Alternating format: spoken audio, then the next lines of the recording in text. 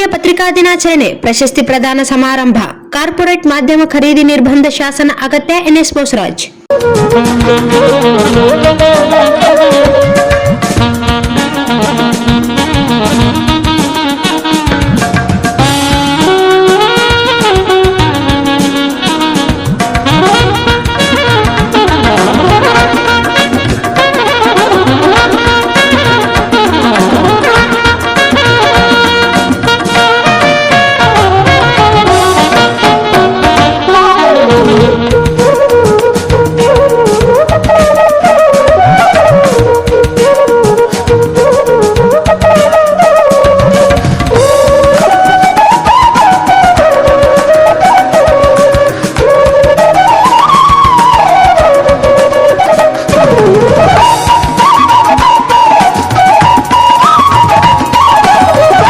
ದೇಶ ಮತ್ತು ವಿದೇಶದ ಯಾವುದೇ ಕಾರ್ಪೊರೇಟ್ ಮುದ್ರಣ ಮತ್ತು ವಿದ್ಯುನ್ಮಾನ ಮಾಧ್ಯಮ ಖರೀದಿಸದಂತೆ ಶಾಸನ ರೂಪಿಸಿ ಮಾಧ್ಯಮದ ಪವಿತ್ರತೆ ಉಳಿಸುವ ಅಗತ್ಯವಿದೆ ಎಂದು ರಾಜ್ಯ ಸಣ್ಣ ನೀರಾವರಿ ಮತ್ತು ವಿಜ್ಞಾನ ತಂತ್ರಜ್ಞಾನ ಸಚಿವರಾದ ಎನ್ಎಸ್ ಬೋಸರಾಜ್ ಅವರು ಹೇಳಿದರು. ಅವರಿಂದು ನಗರದ ರಾಯಚೂರು ರಿಪೋರ್ಟರ್ಸ್ ಪತ್ರಕರ್ತರ ಗಿಲ್ಡ್ ಸಭಾಂಗಣದಲ್ಲಿ ರಾಯಚೂರು ರಿಪೋರ್ಟರ್ಸ್ ಪತ್ರಕರ್ತರ ಗಿಲ್ಡ್ ಜಿಲ್ಲಾ ಮತ್ತು ಪ್ರಾದೇಶಿಕ ದಿನಪತ್ರಿಕೆಗಳ ಸಂಪಾದಕರ ಸಂಘ ಹಾಗೂ ವಾರ್ತಾ ಮತ್ತು ಸಾರ್ವಜನಿಕ ಸಂಪರ್ಕ ಇಲಾಖೆ ಇವರ ಸಂಯುಕ್ತಾಶ್ರಯದಲ್ಲಿ ರಾಷ್ಟ್ರೀಯ ಪತ್ರಿಕಾ ದಿನಾಚರಣೆ ಪ್ರಶಸ್ತಿ ಪ್ರದಾನ ಸಮಾರಂಭ ಕಾರ್ಯಕ್ರಮವನ್ನು ಉದ್ಘಾಟಿಸಿ ಮಾತನಾಡಿದರು. ದೇಶದ ಕೆಲವೇ ಉದ್ಯಮಿಗಳ ಕೈಯಲ್ಲಿ ಮಾಧ್ಯಮ ಕೈಗೊಂಬೆಯಾಗಿದೆ. ಇದರಿಂದ ಇಂದು ಮಾಧ್ಯಮ ಕ್ಷೇತ್ರ ಕವಲು ದಾರಿ ಹಿಡಿಯುವಂತಾಗಿದೆ. ಲಾಭಕ್ಕಾಗಿ ಪತ್ರಿಕೋದ್ಯಮವನ್ನು ನಿರ್ವಹಿಸುವುದು ಅತ್ಯಂತ ಅಪಾಯಕಾರಿ. ಇದು ಪ್ರಜಾಪ್ರಭುತ್ವ ವ್ಯವಸ್ಥೆಗೆ ಮಾರಕ. ಕೆಲವೇ ವ್ಯಕ್ತಿಗಳು ಇದನ್ನು ನಿಯಂತ್ರಿಸಿದರೆ ಮುಕ್ತ ಚರ್ಚೆ ಮತ್ತು ಮಾಹಿತಿಯಿಂದ ಜನ ವಂಚಿತಗೊಳ್ಳುತ್ತಾರೆ. ಪತ್ರಕರ್ತರು ಅನೇಕ ಕಷ್ಟಗಳನ್ನು ಎದುರಿಸುತ್ತಾರೆ. ಎಂತಹ ಕಠಿಣ ಪರಿಸ್ಥಿತಿ ಬಂದರೂ ಪ್ರಾಮಾಣಿಕತೆಯಿಂದ ವರದಿ ಮಾಡಬೇಕು. ಯಾವುದೇ ಆಮಿಷ ಅಥವಾ ರಾಜಕೀಯ ಪ್ರಭಾವಕ್ಕೆ ಒಳಗಾಗದೆ ನಿಷ್ಠುರ ಮತ್ತು ನಿಖರವಾಗಿ ಕಾರ್ಯನಿರ್ವಹಿಸಬೇಕು. ಸ್ವಾತಂತ್ರ್ಯ ಪೂರ್ವ ಮತ್ತು ಸ್ವಾತಂತ್ರ್ಯ ನಂತರ ಪತ್ರಿಕೋದ್ಯಮ ಅತ್ಯಂತ ಮಹತ್ವದ್ದು. ಕಲ್ಯಾಣ ಕರ್ನಾಟಕ ಭಾಗದ ಸಮಗ್ರ ಎತ್ತ ಪತ್ರಕರ್ತರು ಕಾರ್ಯನಿರ್ವಹಿಸಬೇಕಾಗಿದೆ ಎಂದರು. ಜಿಲ್ಲೆಯ ಪತ್ರಕರ್ತರು ರಾಜಕೀಯ ಬಗ್ಗೆ ನಮಗೆ ಮಾರ್ಗದರ್ಶನ ನೀಡಿದ್ದಾರೆ. ಪತ್ರಿಕೋದ್ಯಮ ಪವಿತ್ರ ಮತ್ತು ಗೌರವದ ವೃತ್ತಿಯಾಗಿದೆ. ಪತ್ರಿಕೆಗಳಲ್ಲಿನ ವರದಿಗಳು ಸಮಾಜದ ಕನ್ನಡಿಯಂತಿರಬೇಕು. ಸಕಾರಾತ್ಮಕ ಬದಲಾವಣೆ ತರುವ ಶಕ್ತಿ ಪತ್ರಿಕೋದ್ಯಮಕ್ಕಿದೆ ಎಂದರು. ಪತ್ರಕರ್ತರು ಕೇವಲ ಉದ್ಯಮಿಗಳ ಕೈಗೊಂಬೆಯಾದರೆ ಇದರಿಂದ ಪ್ರಜಾಪ್ರಭುತ್ವ ಮಹತ್ವವನ್ನು ಕಳೆದುಕೊಂಡು ಜನ ಮಾಧ್ಯಮಗಳ ಮೇಲೆ ವಿಶ್ವಾಸ ಕಳೆದುಕೊಳ್ಳುವ ಅಪಾಯ ಅಧಿಕವಾಗಿದೆ. ದೇಶದ ಪ್ರಜಾಪ್ರಭುತ್ವ ಆರೋಗ್ಯವಾಗಿ ಉಳಿಯಲು ಮತ್ತು ಜನಜಾಗೃತಿಗೆ ಪತ್ರಿಕೋದ್ಯಮ ಅತ್ಯಂತ ಮಹತ್ವದ ಪಾತ್ರ ವಹಿಸುತ್ತದೆ. ಪತ್ರಕರ್ತರು ಪ್ರಜಾಪ್ರಭುತ್ವ ವ್ಯವಸ್ಥೆಯ ಕಾವಲುದಾರರಾಗಿ ಕಾರ್ಯನಿರ್ವಹಿಸಬೇಕಾಗಿದೆ. ಸರ್ಕಾರದ ಒಳ್ಳೆ ಕೆಲಸಗಳಿಗೆ ಬೆನ್ನು ತಟ್ಟುವ ಮತ್ತು ತಪ್ಪು ದಾರಿಯ ಸಂದರ್ಭದಲ್ಲಿ ಎಚ್ಚರಿಸುವ ಜವಾಬ್ದಾರಿಯನ್ನು ನಿರ್ಮಿಸಬೇಕಾಗಿದೆ. ಪತ್ರಿಕೋದ್ಯಮ ಕಾಲಕ್ರಮೇಣ ಬದಲಾಗುತ್ತಿದೆ. ಹಿಂದೆ ಮುದ್ರಣ ಮಾಧ್ಯಮಕ್ಕೆ ಇರುವ ಮಾನ್ಯತೆ ಈಗ ಕಡಿಮೆಯಾಗಿದೆ. ಕಾರಣ ವಿದ್ಯುನ್ಮಾನ ಮಾಧ್ಯಮಗಳು ಪ್ರಭಾವ ಹೆಚ್ಚಾಗಿತ್ತು. ಆದರೆ ಪತ್ರಕರ್ತರು ಕೇವಲ ಉದ್ಯಮಗಳು ಹಾಗೂ ರಾಜಕಾರಣಗಳ ಕೈಗೊಂಬೆಯಾಗಿ ಕೆಲಸ ಮಾಡದೆ ಸಮಾಜದಲ್ಲಿ ನಡೆಯುತ್ತಿರುವ ಘಟನೆಗಳ ಬೆಳಕು ಚೆಲ್ಲಿದಾಗ ಮಾತ್ರ ಪತ್ರಿಕೋದ್ಯಮಕ್ಕೆ ಜನರಲ್ಲಿ ವಿಶ್ವಾಸ ಬರುತ್ತಿದೆ. ಜನಸಾಮಾನ್ಯರಿಗೆ ಪತ್ರಕರ್ತರು ಮಾದರಿಯಾಗಬೇಕು. ಈ ಭಾಗದ ಸಮಗ್ರ ಅಭಿವೃದ್ಧಿಗೆ ಪತ್ರಿಕೋದ್ಯಮ ಸರ್ಕಾರ ಮತ್ತು ಜನರ ನಡುವೆ ಸೇತುವೆಯಾಗಿ ಕೆಲಸ ಮಾಡಬೇಕೆಂದರು.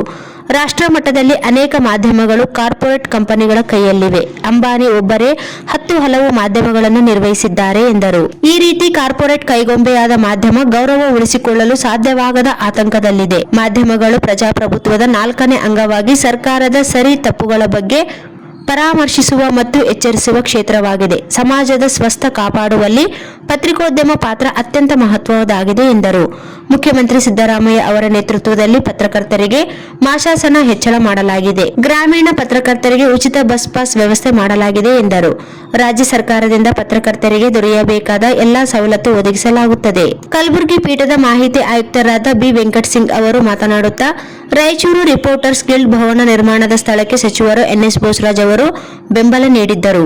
ಗಿಲ್ಡ್ ನಿರ್ಮಾಣದ ಹಿಂದೆ ಜಿಲ್ಲೆಯ ಜನಪ್ರತಿನಿಧಿಗಳ ಕೊಡುಗೆ ಅಪಾರವಿದೆ ಎಂದರು. ಪತ್ರಕರ್ತರ ತುರ್ತು ಪರಿಸ್ಥಿತಿಯಲ್ಲಿ ಗಿಲ್ಡ್ ವತಿಯಿಂದ ಸಹಾಯಧನ ನೀಡುವ ಉದ್ದೇಶದಿಂದ ಪತ್ರಕರ್ತರ ತುರ್ತು ನಿಧಿಯನ್ನು ಜಾರಿಗೆ ತರಲಾಗಿದೆ. 25ನೇ ಬೆಳ್ಳಿ ಸಂಭ್ರಮ ಆಚರಣೆಯಲ್ಲಿ ಇರುವ ರಾಯಚೂರು ರಿಪೋರ್ಟರ್ಸ್ ಗಿಲ್ಡ್ ಈಗ ಹೆಮ್ಮರವಾಗಿ ಬೆಳೆದು ಬಂದಿದೆ. ಗ್ರಾಮೀಣ ಶಾಸಕರಾದ ಬಸನಗೌಡ ದದ್ದಲ್ ಅವರು ಪತ್ರಕರ್ತರ ತುರ್ತು ನಿಧಿಗೆ ಚಾಲನೆ ಹಾಗೂ ರಾಯಚೂರು ರಿಪೋರ್ಟರ್ಸ್ ಗಿಲ್ಡ್ ವೆಬ್ಸೈಟ್ ಲೋಕಾರ್ಪಣೆಗೊಳಿಸಿ ಮಾತನಾಡಿ, ಶಾಸಕಾಂಗ, ಕಾರ್ಯಾಂಗ, ನ್ಯಾಯಾಂಗದ ನಂತರ 4ನೇ ಅಂಗವಾದ ಪತ್ರಿಕೋದ್ಯಮದ ಮುದ್ರಣ ಮತ್ತು ವಿದ್ಯುನ್ಮಾನ ಮಾಧ್ಯಮಗಳು ಜನರಿಗೆ ಸತ್ಯಾಸತ್ಯತೆಯನ್ನು ಚಿತ್ರೀಕರಿಸಬೇಕೇ ಹೊರತು ಸುಳ್ಳು ಪ್ರಕಟಿಸಬಾರದು. ಪ್ರಸ್ತುತ ಕಾಲಘಟ್ಟದಲ್ಲಿ ಪತ್ರಿಕೋದ್ಯಮ ತನ್ನ ಪವಿತ್ರತೆಯನ್ನು ಕಾಪಾಡಿಕೊಳ್ಳುವ ಅಗತ್ಯವಿದೆ.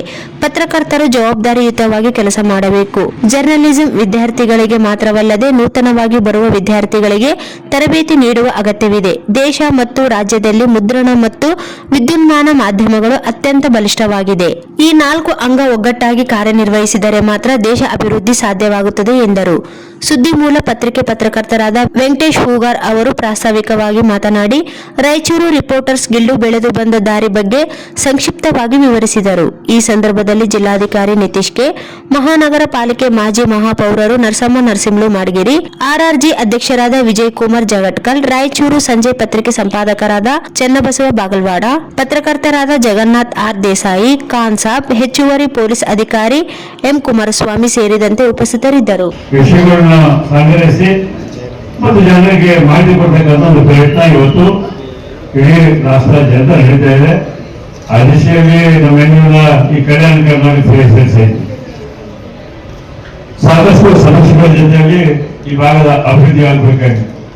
ಆ ದಿಶೆಯಲ್ಲಿ ಈ ಭಾಗದಲ್ಲಿ ದಿವಂಗತ ಕುಲಕರ್ಣಿ ಅವರು ರಾಯಚೂರು ಪತ್ರಿಕೆ ಬಹಳ ಕಷ್ಟದಲ್ಲಿರ್ತಕ್ಕಂಥ ಸಂದರ್ಭ ಪ್ರಾರಂಭ ಮಾಡಿ ಅವರ ಪತ್ರಿಕೆ ನಡೆಸ್ತಕ್ಕಂಥದ್ದು ನಾವು ಪ್ರಧಾನವಾಗಿ ಈ ಭಾಗದ ವಿಷಯಗಳ ಬಗ್ಗೆ ಮಾಡಬೇಕಾಗ್ತಕ್ಕಂಥ ನಾನು ಮಾತಾಡೋದು 1970 ಅಂದ್ರೆ 55 ವರ್ಷದ ಹಿಂದಿನ ಕಾಲ. ಆದ ನಂತರ ಶ್ರೀಮಾನ್ ಸ್ವಾಮಿ ಅವರು ಮತ್ತು ವೆಂಕಟೇಶ್ವರ ಸೇರಿ ಸುದ್ದಿಮೂಲ ಪತ್ರಿಕೆ ಪ್ರಾರಂಭ ಮಾಡಿದ್ರು. ಅವೆರಡನೇ ಪತ್ರಿಕೆ ಲೋಕಲ್ ಪತ್ರಿಕೆಗಳಾಗಿದ್ದವು. ಅದ್ರ ಜೊತೆಯಲ್ಲಿ ನಾವೆಲ್ಲ ಕಿಶನ್ರವರು, ಆಚಾರ್ಯರು, ಮಧುರವರು, ಅನೇಕ ಪ್ರಮುಖರು ಈ ಭಾಗದಲ್ಲಿ ನಿಂತಿದ್ದು ಇದೇ ಭಾಗವಾಗಿ Hindu paper, Indian express, Ramakrishna ಅವರು ಎಲ್ಲ ಅತಿ ಮುಖ್ಯವಾದಂತಹ ಪತ್ರಿಕೆಗಳು, ನ್ಯಾಷನಲ್ ಪತ್ರಿಕೆಗಳೆಲ್ಲ ರಾಯಚೂರಿನವರೇ ರಿಪೋರ್ಟರ್ಸ್ ಆಗಿ ಬೆಳಗ್ಗೆಯಿಂದ ಸಾಯಂಕಾಲದಲ್ಲಿ ತಿರುಗಾಡಿ ನಮ್ಮ ಸಮಾಜ ಕೇಳಿದ್ರು, ನಮಗೆ ಮಾರ್ಗದರ್ಶನ ಕೊಡ್ತಿದ್ರು. ನಾವು ರಾಜಕೀಯದಲ್ಲಿ ಬರಬೇಕಾದ್ರೂ ಈ ಕಾಲುವ, ನೀರು, ರೈತರ ಸಮಸ್ಯೆ ಬಗ್ಗೆ ಪ್ರತಿನಿತ್ಯ ನಮ್ಮ ಜೊತೆಯಲ್ಲಿ ಇರ್ತಿದ್ರು ಅಂತ ಇದಾಗಿರ್ತಿರೋದು. ಅವರೇ ಇವತ್ತು ನಮ್ಮ ಮುಂದೆ ಕಿಶನ್ ಅವರು ಉಳಿದಿದ್ದಾರೆ. ಇವೆಲ್ಲ ಮಕ್ಕಳ ಶಿವಾಗೆಲ್ಲ ರಾಮಗೆಲ್ಲ ತಿರುಗಿ ಬರ್ತಾ ಇದ್ದಾರೆ. ಇವ್ರ ಸೈಡ್ ದಿನನಿತ್ಯ ನಮಗೆ ಬೆಳಗ್ಗೆ ಸಾಯಂಕಾಲ ತನಕ ಕಾಲುವ ಬಗ್ಗೆ, ರೈತರ ಬಗ್ಗೆ, ರಸ್ತಾಭಿವೃದ್ಧಿ ಬಗ್ಗೆ, ಕಾರ್ಯಗಳ ಬಗ್ಗೆ ಪ್ರತಿನಿತ್ಯ ಮಾತಾಡೋದು. ಮತ್ತೆ ನಮ್ಮ ವಿರುದ್ಧವಾಗಿ ಕಠಿಣವಾಗಿ ಬರೆಯೋದು. ಕಠಿಣವಾಗಿ ಅಂದ್ರೆ ಬೆಳಗ್ಗೆ ಎದ್ದು ಕೂಡ ಪತ್ರಿಕೆ ನೋಡ್ಬೇಕು ಏನ್ ಬಂದ ಇವತ್ತು ಅಂತೇಳಿ.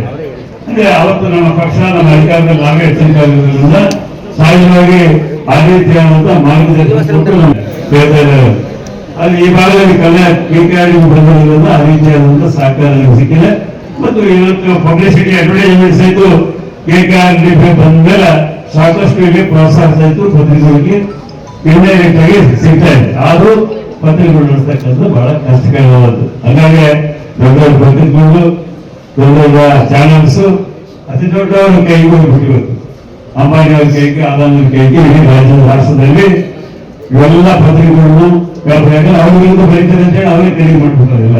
ಈ ಚಾನಲ್ಗಳಲ್ಲಿ ಅವ್ರ ವಿರುದ್ಧ ಗೊತ್ತಾವಂತೇಳಿ ದುಡ್ಡು ಐತಿ ಎಲ್ಲ ಮಾಡಿ ಅವರು ಕೈಯಲ್ಲಿ ಇಟ್ಕೊಂಡ್ಬಿಡ್ತಾರೆ. ಇಂತಹ ಸಂದರ್ಭದಲ್ಲಿ ಇವತ್ತು ರಿಪೋರ್ಟರ್ಸ್ ಆಗಿರ್ತಕ್ಕಂಥ ಪರಿಸ್ಥಿತಿ ಬಹಳ ಕಂಟಿನ್ಯೂ ನಡೆದಾಗ ಆಗ್ತದೆ. ಅವ್ರ ವಿರುದ್ಧವಾದ್ರೆ ತೆಗೆದು ಹಾಕಿಬಿಡ್ತಾರೆ.